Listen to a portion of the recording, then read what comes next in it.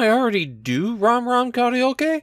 Well, if you watched that previous video, then you'll probably remember that there are two 5-volume series, both titled ROM² Karaoke.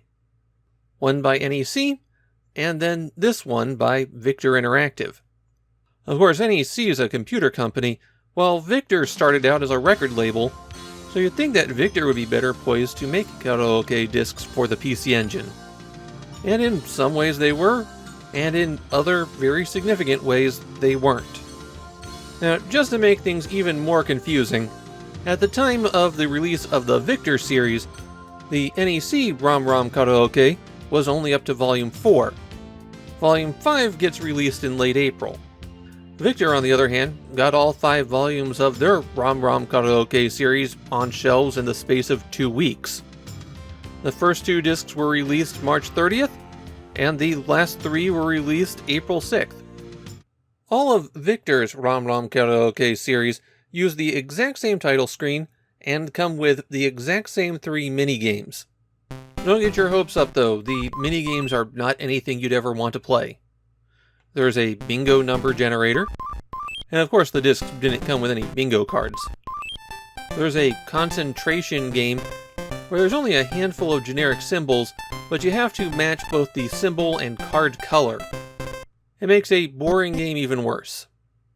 And finally there's cockroach races, where you pick out a character, and then they randomly bounce around the screen until a light turns on and everyone rushes to it. If a roach wasn't fast enough to get to the light, then they get squished and eliminated. It's all totally random and totally out of your control. So let's abandon the minigames and look at the songs.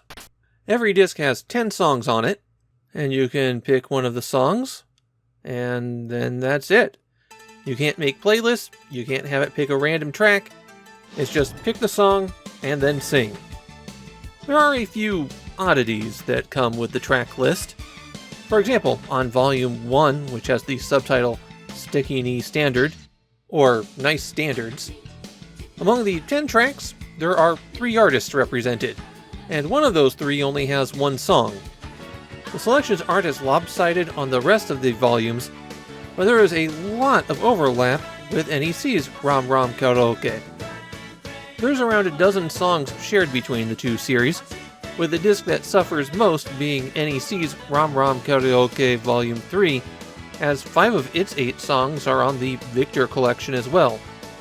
Comparing the arrangements of the songs, I can't really tell that much, though I did notice that Victor's karaoke uses a lot of vocals, so I guess you've got backup singers in many of the songs.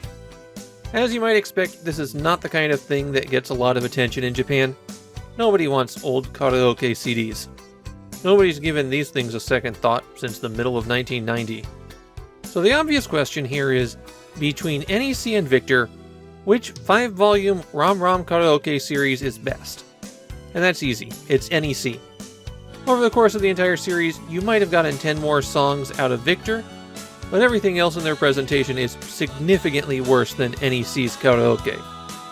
NEC's got better visuals, NEC's got a better interface for playing songs, it's just the better experience. Which doesn't mean that the Victor series are bad as karaoke discs. I just think that they're going to have even less of interest to somebody today.